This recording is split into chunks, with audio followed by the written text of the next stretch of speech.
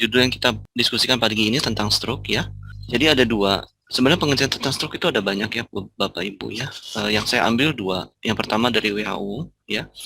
Stroke atau cerebrovascular accident menurut WHO ya merupakan tanda klinis yang berkembang cepat akibat gangguan fungsi otak secara vokal, artinya sebagian dari area otak tersebut, ataupun global, artinya secara luas di dalam otak tersebut, karena adanya sumbatan yang pertama atau pecahnya pembuluh darah di otak dengan gejala, artinya gejala setelah kejadian stroke itu yang berlangsung selama 24 jam atau lebih.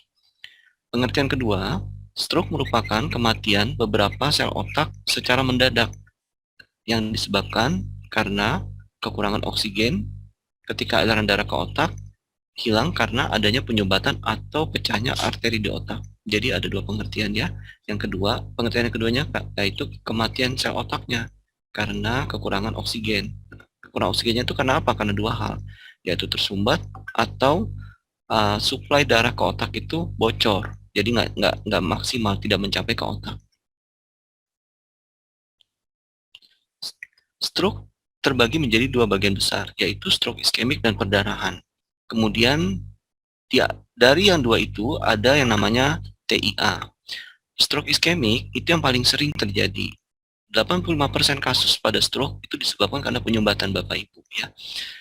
Umumnya karena diabetes ya, kemudian karena hiperkolesterol ya, atau dislipidemia ya.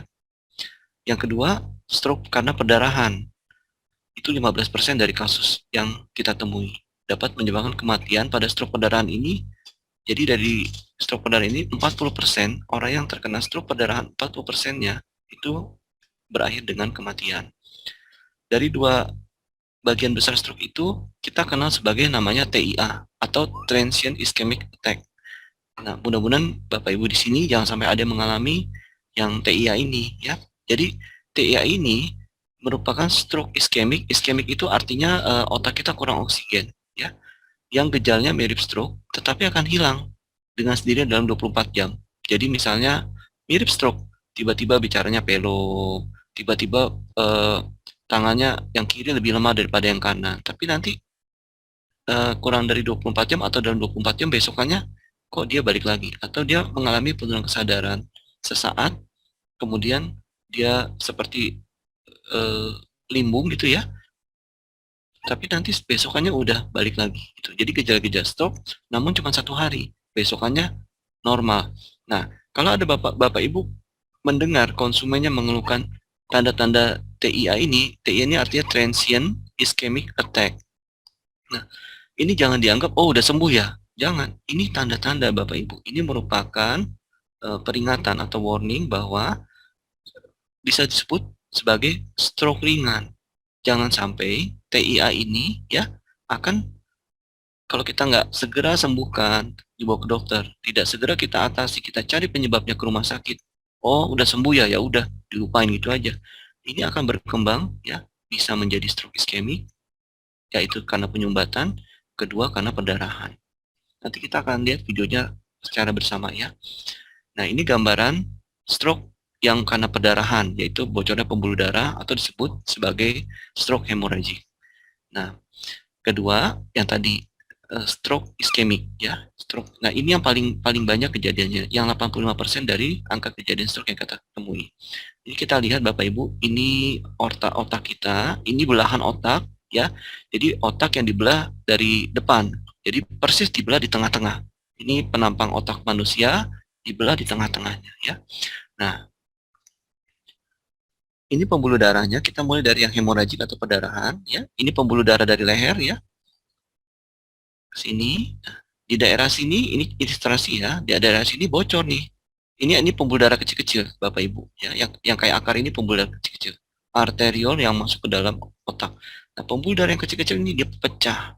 Nih, kalau diperbesar gambarnya seperti ini. Pembuluh darahnya robek dan pecah. Kenapa? Karena tekanan. Tekanan yang tinggi di dalam pembuluh darah. Ini pembuluh darah, tekanannya tinggi, dia memecah dinding pembuluh darah sehingga timbullah stroke. Kenapa ini bisa terjadi? Karena pembuluh darahnya elastisitasnya berkurang. Kenapa elastisitas pembuluh darah berkurang? Ya, banyak faktor ya.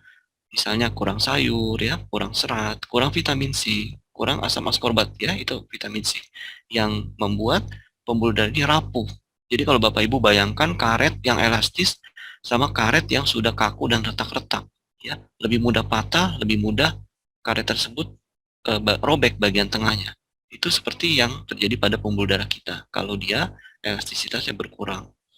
Nah, ini stroke yang iskemik. Kembali lagi, pembuluh darah dari leher ya, ini kita ambil dari salah satu aja, salah satu sisi ya. Ke atas ini, nah ini pembuluh darahnya.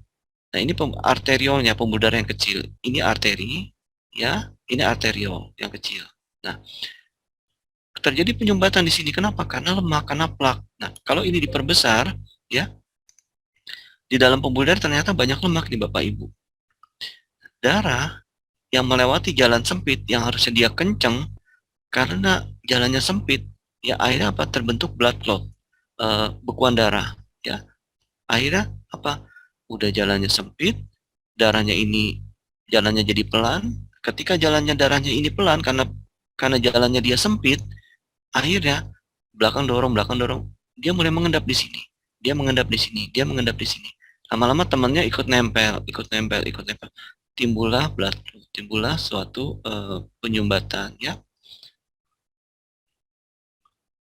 Lantas gejala stroke apa aja?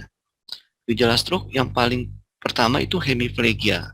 Jadi nanti Bapak Ibu bisa menggunakan bahasa-bahasa medis. Wah, Anda mengalami hemiplegia nih gitu. Atau kalau ke dokter, dok ini kenalan saya dia mengalami hemiplegia, kemungkinan stroke ini gitu. Jadi bisa membantu dokternya langsung, oh ya stroke ya, langsung ditindaklanjutin, langsung dicari. Gitu. Nah, hemiplegia atau ketidakmampuan untuk menggerakkan satu atau lebih anggota badan dari salah satu sisi badan. Misalnya, tidak bisa menggerakkan tangan, tapi kakinya masih bisa. Atau tangan dan kaki dua-duanya nggak bisa dari satu sisi, jadi sebelah. Gitu.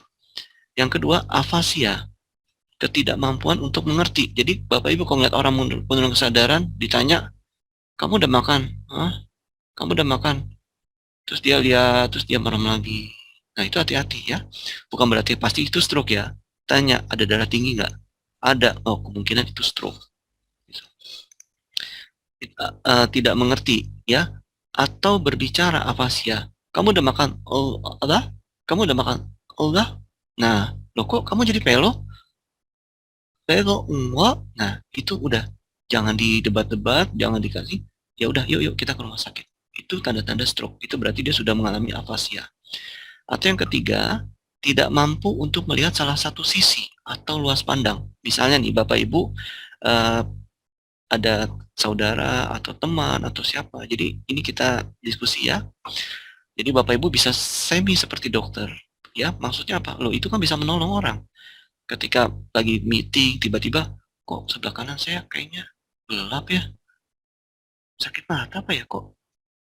Kok sebelah kanan saya kayaknya agak buram ya? Tadi yang kiri nggak apa-apa, yang kiri baik, kanan baik-baik aja. Kok sekarang jadi kayak gelap ya, nggak kelihatan yang kanan misalnya atau yang kiri. Nah, ini merupakan juga salah satu tanda dari stroke Bapak Ibu ya. Lantas faktor risiko stroke apa aja? Yang pertama usia. Kenapa usia? Karena otomatis makin usia kita banyak, artinya tubuh kita, sel-sel tubuh kita mengalami apa? Penuaan. Ya, sesuatu yang sudah mulai mengalami penuaan berarti apa? Elastisitasnya berkurang, ya. Kemudian kolagennya berkurang, kadar kolagennya berkurang, ya.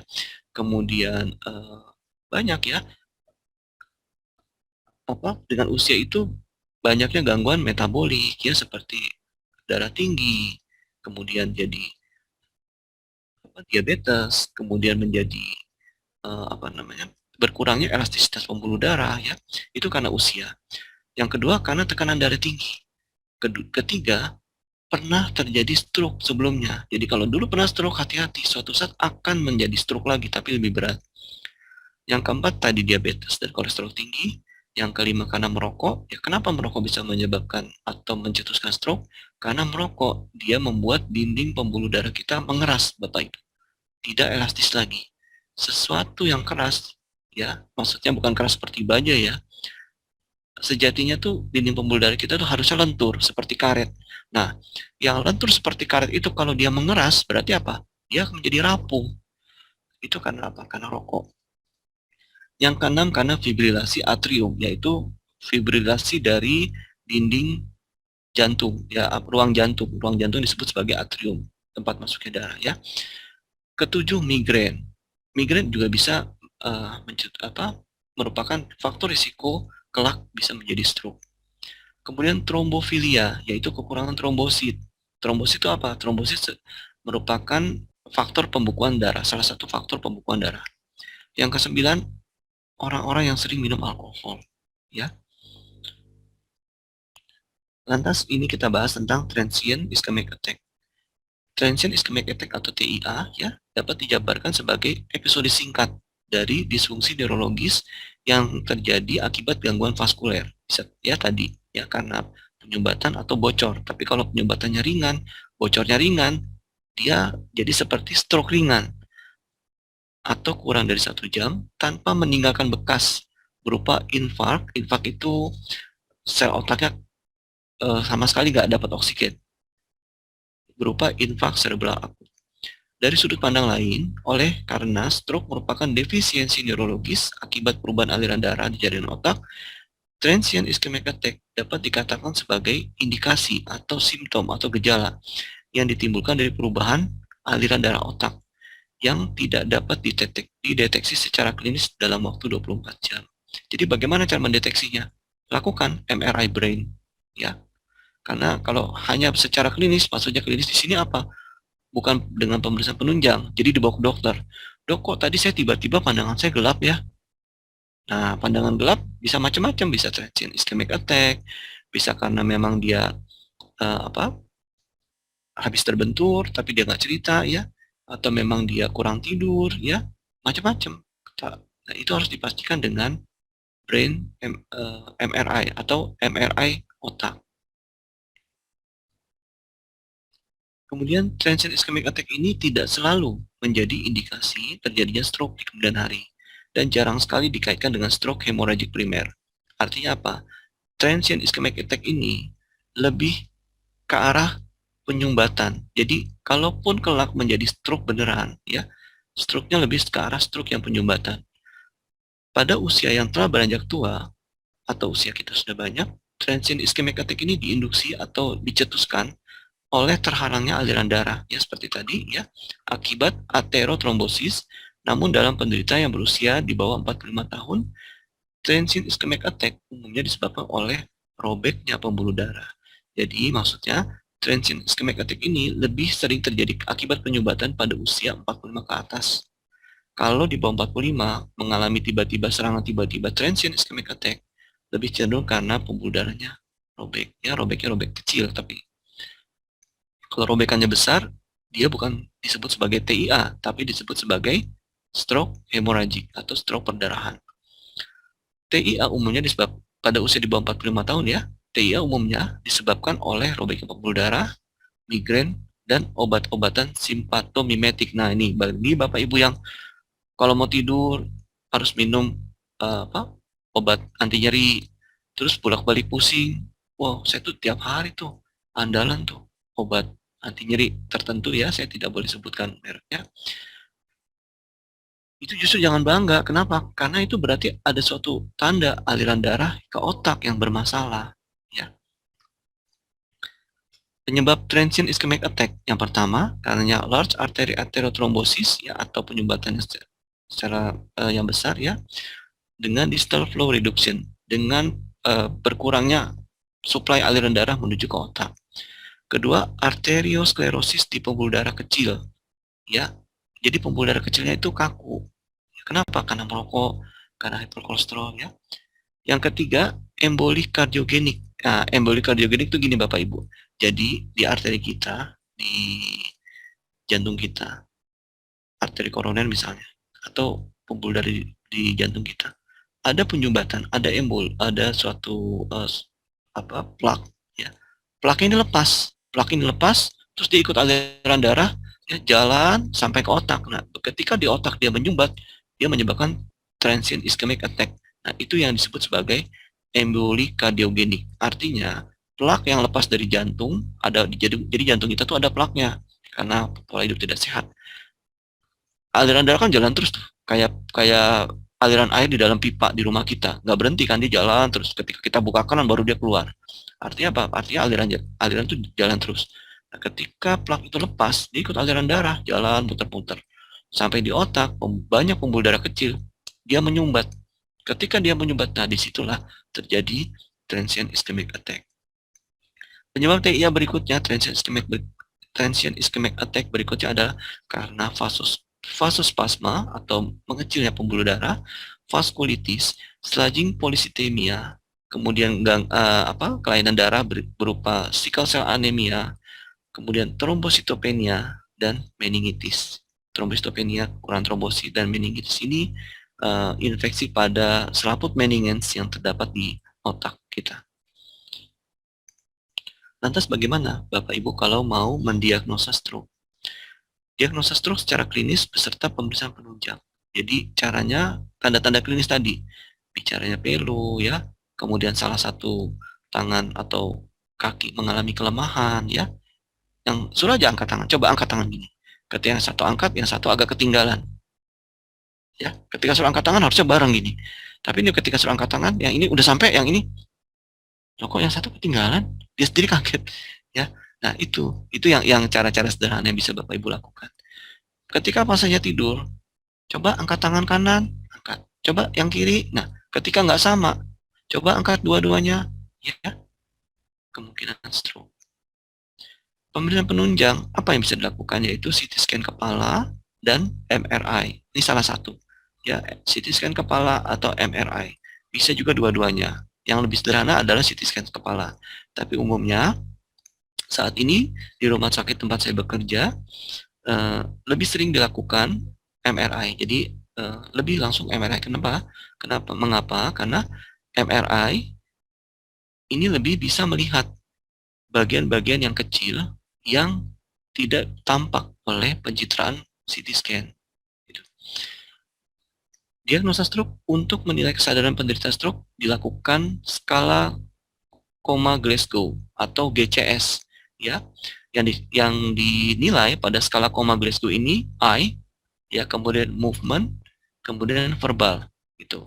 Jadi misalnya dia bisa membuka dia tiduran, coba buka mata, disuruh dia baru buka. Nah, itu berarti I-nya ya, E-nya atau I-nya nilainya 3 ya. Tapi kalau misalkan dia merem terus dia bisa melek sendiri, ya itu I-nya nilainya 4. Nanti bisa dipelajari, Bapak Ibu bisa baca-baca, namanya skala koma Glasgow. Itu untuk menilai kesadaran. Yang dinilai 3 poin penting. I, yaitu mata. Membuka spontan nilainya 4, paling tinggi. Membuka mata dengan disuruh, buka dong matanya, baru dia melek ya, baru dia membuka mata. Itu nilainya 3. Gitu. Dan seterusnya. Kalau sampai sama sekali nggak bisa buka mata, nilainya 0. Ya. Skala koma Glasgow ini, nilai yang terbaik adalah 15. Ya, jadi kalau nilai 15, kayak seperti kita nih Bapak Ibu yang bisa ikut Zoom, ya, bisa berbicara, bisa menatap, itu skala koma Glasgow-nya 15. Lantas, untuk penderita stroke, apa aja penata laksanaan yang bisa kita lakukan? Yang pertama, diberikan mikroplasmin, ya. Ini dari sisi medisnya diberikan oksigen, dipasang infus untuk memasukkan cairan dan zat makanan. Yang keempat, diberikan mannitol atau kortikosteroid. Nah, mannitol ini untuk mengurangi tekanan di dalam otak karena kebocoran atau karena stroke-nya itu tadi. Yang keempat, rekombinan tisu plasminogen activator. Ya, yang berikutnya diberikan streptokinase. Yang ketujuh, diberikan trombolisis untuk memecah trombosis. Trombolisis ini pemberiannya secara infus ya, melalui infus pada penata laksanaan atau manajemen stroke akut, walaupun dapat meningkatkan risiko perdarahan otak. Jadi penggunaan trombolisis ini pada kondisi akut ya, maksudnya serangan, pada saat serangan, dokter diberikan pilihan, kasih kelebihan sedikit akan menimbulkan risiko perdarahan otak, tapi nggak dikasih ya, penyumbatannya akan menyumbat terus, ya. Si pasien stroke itu dia akan tersiksa terus. Jadi ini harus penggunanya oleh dokter melakukannya ini dengan sangat-sangat hati-hati. Nah, itu tadi terapi-terapi medis yang bisa dilakukan. Bapak Ibu, kan saat ini kita di Supabu, ya Bapak Ibu sudah mengenal alfa, beta, kemudian MX. Lantas bagaimana kok alfa dan beta itu bisa membantu untuk sebagai adjuvan ya, tambahan, namun juga sangat bermanfaat untuk memperbaiki kualitas hidup penderita stroke. Kita kupas sama-sama ya, secara bertahap ya. Nah ini Supabu yang alfa, kita mulai dengan yang alfa. Yang alfa ada isinya ada 3 herbal, ini disebut sebagai polyherbal. Pertama adalah albumin, yang berasal dari ikan gabus, ekstrak Canas striata. Yang kedua ekstrak kurkuma atau temulawak. Yang ketiga adalah ekstrak moringa, Aloe vera folium ya. Ekstrak Canas striatanya ini di per kapsul Supabu alfa 300 mg, kurkumanya 100 mg, moringa atau daun kelor 100 mg. Maksudnya apa? Kita sebutkan miligram-miligramnya, karena nanti ada kaitannya. Misalnya, pada penyakit diabetes, minimal pemberian moringanya itu misalnya ya 2 gram. Kalau 2 gram berarti berapa? 20 kapsul. Gitu. Karena per kapsulnya mengandung moringanya 100 mg. Itu 1 gram setara dengan 1000 mg. Sehingga kalau 1 kapsul moringanya itu 100 gram, kalau kita mau kasih ke penderita diabetes yang berat, 1 hari boleh sampai 10 kapsul. Maksudnya itu, ya. Lantas kita lihat Supabu yang beta. Ya, Bapak Ibu pernah nggak coba dilihat ya beta ini isinya apa gitu. Coba dilihat. Jadi selain Bapak Ibu membantu konsumennya, juga sambil dilihat, isinya ini ya gitu. Yang pertama Supabu beta, ya dia mengandung ikan gabus ekstrak Canas striata 250 mg. Kemudian ekstrak dari tripang emasnya 250 mg. Nah, tripang emas ini sangat bermanfaat ini Bapak Ibu ya bagi otak ya. Dia bisa merangsang otak untuk menghasilkan dopamin, di mana dopamin itu akan menambah memori kita, menambah kecerdasan kita, ya memberikan kita jadi berpikir lebih cepat, tidak lemot lagi. Coba Bapak Ibu minum. Benar, ini saya sudah buktikan. Kemudian yang ikan gabusnya ini, maksudnya ekstra Canas striata ini, albuminnya ini, dia sebagai menjaga tekanan onkotik di dalam pembuluh darah kita. Nanti kita lihat lagi ya, lebih mendalam. Nah ini, fungsi albumin, yang pertama dia mempertahankan tekanan onkotik plasma. Peranan albumin dalam mempertahankan tekanan onkotik plasma itu mencapai 80%. Jadi dia peranannya sangat luas dan sangat penting di dalam tubuh kita. Peranan albumin berikutnya, dia sebagai zat pengangkut dan pengikat. Jadi kalau kita kurang albumin, Bapak Ibu minum vitamin, ya, minum obat-obat dari dokter. Kalau tubuh kita kurang albumin, maka obat-obat yang tadi kita minum, nggak semuanya diantar ke dalam sel. Jadi sebagian besar kebuang, ya. Jadinya apa? Mubazir. Jadi udah minum obat, kok nggak banyak perubahan ya? Bisa jadi karena kekurangan albumin. Fungsi albumin berikutnya adalah sebagai antiinflamasi atau sebagai anti peradangan. Jadi kalau mengapa kemarin Pak Suratno, contohnya nih Pak Suratno mengalami semacam flu ya, lantas minum albumin dosis tinggi, dalam 1 hari langsung perbaikan. Ya, karena apa? Salah satunya adalah dia sebagai antiinflamasi. Langsung meredam peradangan yang dialami oleh Pak Suratno. Ini saya ambil contoh karena kasusnya baru terjadi 2 hari yang lalu ya. Yaitu mempertahankan integritas mikrovaskuler. Jadi mikrovaskuler itu diperbaiki sehingga peradangannya itu lebih cooling down, lebih meredup ya. Berikutnya mempertahankan keseimbangan asam basa. Pada orang-orang yang diabetes, umumnya kondisi tubuhnya Bapak Ibu cenderung asam. Pada orang-orang yang hiperkolesterol, kondisi tubuhnya cenderung asam. Ya, kemudian pada orang-orang yang fungsi ginjalnya sudah menurun, ya, tubuh dia masih banyak asam urat yang tidak terbuang, sehingga metabolit asam urat yang merupakan sisa hasil dari metabolisme tidak dibuang, semuanya keluar karena fungsi ginjalnya sudah mulai berkurang. Akhirnya tubuh dia mengandung asam urat, yang mana asam urat tersebut mengendap di sendi-sendi. Sendi itu sambungan antar tulang. Nah, itu juga kondisinya asam. Albumin ini bisa mengatasi kondisi ini. Bagaimana caranya? Dia menetralisir kondisi asam. Dia berperan sebagai buffer. Fungsi berikutnya sebagai antioksidan. Kita tahu antioksidan itu menghambat produksi radikal bebas atau polusi yang setiap hari masuk ke tubuh kita, bisa dari udara ya. Kita duduk-duduk nggak sengaja, belakang kita nih di tempat makan ngerokok, kan nggak mungkin kita omelin, Pak jangan ngerokok dong, saya jadi kena polusi nih, gitu ya. Tapi ingat aja, oh nggak sengaja terhirup asap rokok nih ya, nanti sampai rumah buru-buru minum albumin, atau kalau bawa segera minum. Berikutnya sebagai antikoagulan.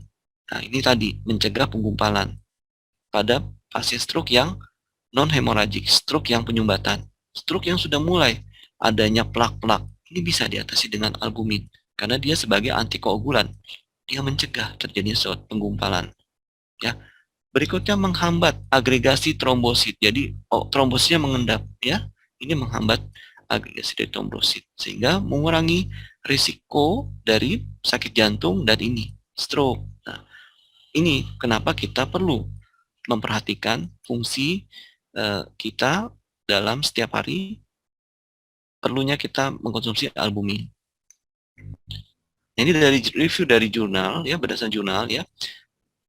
Fungsi dari Canas triata ini manfaatnya, yang pertama dia mempertahankan tekanan onkotik. Kenapa? Kedua mengikat dan mengangkut beberapa zat hormon ya, itu tadi sudah kita bahas bersama. Yang keempat antioksidan kuat ya, ini penjelasannya semua ya. Antikoagulan ya, memiliki aksi yang serupa dengan heparin. Jadi sebagai antikoagulan, albumin ini cara kerjanya seperti heparin. Heparin itu obat anti pembekuan darah yang kalau di rumah sakit itu diberikannya secara intravena. Bisa disuntikan secara langsung pada orang-orang yang serangan akut ya, atau melalui tetesan infus. Jadi heparinnya ditaruh di kantong di bag itu ya, dialirkan melalui selang infus secara bertahap. Ini heparin ini ya biasanya dilakukan yang saat ini terjadi, yang baru-baru ini sering kita lihat adalah pada pasien-pasien COVID, di mana pasien COVID gejala sedang mengarah ke berat, ya itu diberikan infus heparin. Nah, akan lebih baik kalau Bapak Ibu memiliki kenalan atau saudara atau orang-orang yang kita cintai supaya dia nggak kenapa-napa ketika dia kena COVID dan sampai dirawat di rumah sakit, supaya dia tidak memberat, berikan albumin, berikan supabu alfa. Kenapa? Salah satu ini manfaatnya sebagai antikoagulan. Walaupun dia mendapatkan drip heparin, dia juga kita berikan tambahan dari oral. Kelebihan nggak dok? Enggak, karena ini kan dia oral. Ya, kita beri 10, kita beri 7, nggak seluruhnya juga, nggak 100% dia akan ke tubuh kita. Pasti ada sebagian yang terdistorsi dan memang terbuang ya, sehingga tidak membahayakan. Yang keenam sebagai antiinflamasi. Nah, ini penting Bapak Ibu pada pasien stroke ya, pada pasien yang COVID ya, sebagai antiinflamasi. Dia akan meredakan peradangan ya. Pasien-pasien COVID yang mengalami badai sitokin yang membuat dia yang tadinya masih oke kondisinya, kemudian agak memberat, tiba-tiba besok langsung memberat, itu karena badai sitokin. Makanya sejak dini, berikan dia supabu alfa. Yang ketujuh sebagai penyembuhan luka. Dok, apa hubungannya sebagai penyembuhan luka kok bisa diberikan pada pasien stroke? Seperti kita lihat tadi, stroke ada yang perdarahan, stroke ada yang pembuluh darahnya bocor. Ini dia membantu mempercepat menghentikan perdarahan tersebut. Supaya apa? Supaya tidak lebih fatal. Jadi Bapak Ibu bisa memberi pertolongan pertama pada orang-orang yang ketika terjadi serangan stroke, kasih supabu alfa langsung 4. Kasih minum pelan-pelan, anterin ke rumah sakit. Ya, nanti akan bisa meredam yang itu tadi, perdarahannya, reaksi peradangannya di otaknya gitu. Ini dari jurnal ya. Nah, apa kaitannya albumin yang dari ikan gabus dengan stroke? Nah, albumin ini memiliki efek, salah satunya dia sebagai antiinflamasi. Albumin yang dari ikan gabus ya, sebagai antihipertensi. Ya, di mana sebagai antihipertensi cara kerja dia sama dengan ACE inhibitor. Jadi obat antihipertensi Bapak Ibu ada yang namanya ACE inhibitor ya. Nah, cara kerja dari albumin ikan yang berasal dari ikan gabus ini, dia cara kerjanya sama dengan ACE inhibitor. ACE inhibitor. Jadi obat antihipertensi itu macam-macam Bapak Ibu, ada verapamil, ada diltiazem ya, ada ACE inhibitor, ada beta blocker. Nah, albumin yang berasal dari ikan gabus ini cara kerjanya sama dengan ACE inhibitor. Kemudian Supahabu yang alfa ini dia selain ada albumin tadi kita sudah bahas, terus dia ada kurkumanya. Apa dok manfaat kurkuma? Banyak ya. Yang pertama sebagai anti kanker ya.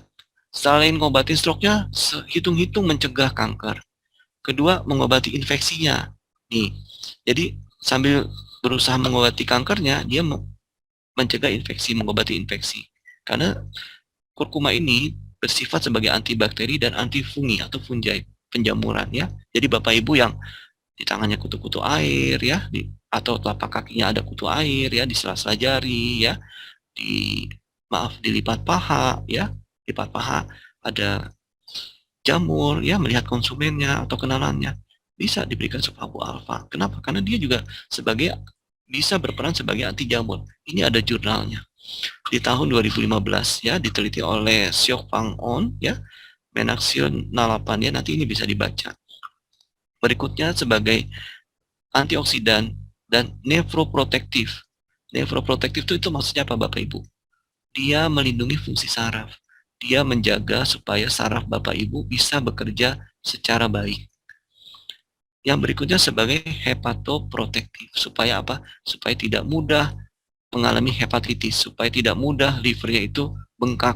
Kenapa? Karena Bapak Ibu misalnya kerjanya terlalu diforsir, atau karena suatu keadaan, karena kondisi, wah kerja harus ke sana kemari ya, demi alasan tertentu ya. Nah, perlu livernya itu dijaga. Jadi selain kita kerja keras ya, badan kita juga harus dijaga. Karena dengan ini tadi. Yang berikutnya kita kupas tentang moringa. Ya, kita bahas tentang moringa. Apa hubungannya moringa dengan stroke? Dok. Nah, dia sebagai salah satunya, ini disebutkan semua ya. Salah satunya dia sebagai anti kolesterol. Jadi orang kan nggak mungkin tiba-tiba langsung stroke. Ya, itu adalah ending dari penyakit metabolik yang hipertensi, yang dislipidemia, ya, kadar hiperkolesterolnya tinggi. Ya. Nah, moringa ini dia bisa sebagai anti kolesterol, dia menurunkan kadar kolesterol. Ya. Kemudian dia bisa meningkatkan energi. Jadi bagi Bapak Ibu yang mudah lelah, ya, kemudian banyak aktivitas, perlu istirahat, kemudian dituntut ketika bangun udah harus bergerak kencang lagi ya, harus bergerak kencang lagi, harus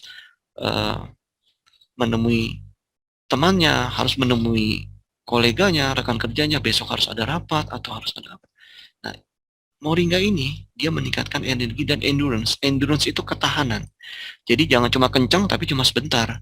Tapi kita bisa kencang, bekerja kencang, tapi endurance-nya lama. Jangan cuma bisa bekerja kencang, tapi cuma 2 jam, habis itu capek terus tidur. Nah, kemudian meningkatkan penglihatan, ya, pandangan kita, memperbaiki fungsi mata kita, ya. Menormalisasi tekanan darah. Nah, inilah mengapa moringa bisa membantu ya untuk pasien stroke sebagai antidepresan bagi orang-orang yang sulit tidur. Nah, itu kemarin Pak Suratno suka baca-bacain ya, teman-teman kita ya, ada yang bertanya konsumennya atau kenalannya kalau tidur tuh suka tergantung dengan obat-obat tidur. Nah, Bapak Ibu bisa alihkan. Ayo, mau sehat nggak? Boleh kamu biar nggak tergantung sama obat tidur, pelan-pelan dipindah ya, di switch, ditukar ya, obat tidurnya disimpan dulu, disita dulu, tukar dengan Supabu alfa. Di mana Supabu alfa ini ada moringganya, dan nanti moringga ini dia akan menormalisasi untuk fungsi tidurnya, ya. Kenapa? Karena dia sebagai antidepresan, ya. Ini meningkatkan sistem imun, ya, sehingga dia bisa bermanfaat bagi salah satunya pada pasien COVID, ya. Memperbaiki fungsi dari pencernaan, ya. Nah, ini Bapak Ibu, moringa, ya, bagi Bapak Ibu yang terutama Bapak, ya, yang minum MX misalnya terasa berat, waduh, Dok atau Pak Suratno, kok kayaknya MX buat saya agak agak tubuh saya menerimanya agak lebih berat misalnya. Bisa diberikan sup abu yang alfa. Kenapa? Karena moringganya ini, ya, selain albumin ya tadi, moringganya ini dia bisa itu tadi meningkatkan energi, ya, supaya kencang itunya, kemudian endurance-nya bukan cuma kencang tapi sebentar, kencang tapi lama, ya. Dan dia juga sebagai afrodisiak dan meningkatkan libido, keinginan untuk seperti itu, ya. Nah, sekarang kita bahas yang beta, ekstrak tripang. Ekstrak tripang ini dia sebagai antiinflamasi, sebagai anti tumor, ya, bagi Bapak Ibu yang memiliki konsumen atau kenalan yang ada tumor-tumor, ya. Kenalkan, berikan supabu alfa. Pasien yang cancer, ya, dia butuh imunnya tinggi. Nah, sehingga cocok diberikan subahabu yang beta. Ini jurnal yang mengupas tentang tripang emas yang terkandung di dalam supabu beta. Di mana jurnal ini Bapak Ibu masih jurnal yang terbaru, yaitu diterbitkan tahun 2021, ya. Dan ini jurnalnya jurnal internasional, bukan jurnal yang hanya ada di dalam negara kita. Jadi ini jurnal ini diterbitkan secara internasional untuk mengobati infeksi, ya, dan menyembuhkan luka. Jadi Bapak Ibu yang itu tadi luka-luka pada stroke yang perdarahan, ya, itu bisa segera dihentikan dengan pemberian alfa dan beta.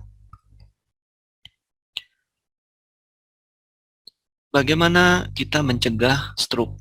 Terutama salah satunya yang paling penting, kita harus menjaga diri kita jangan sampai deh kena hipertensi, ya. Lantas bagaimana cara kita mencegah hipertensi?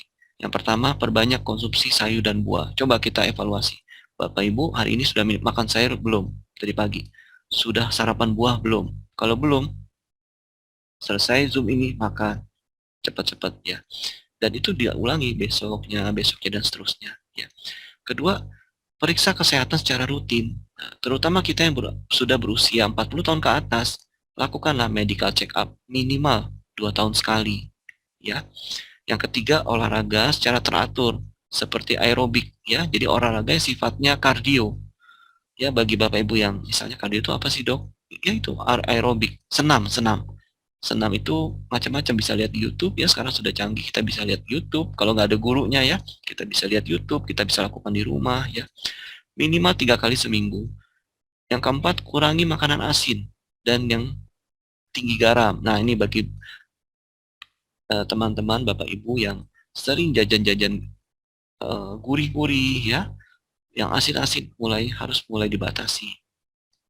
Yang kelima, kurangi makanan berlemak, ya. Nah, ini santan, ya. Nasi, contohnya nasi padang, ya, boleh, bukannya nggak boleh, boleh, tapi dikurangi.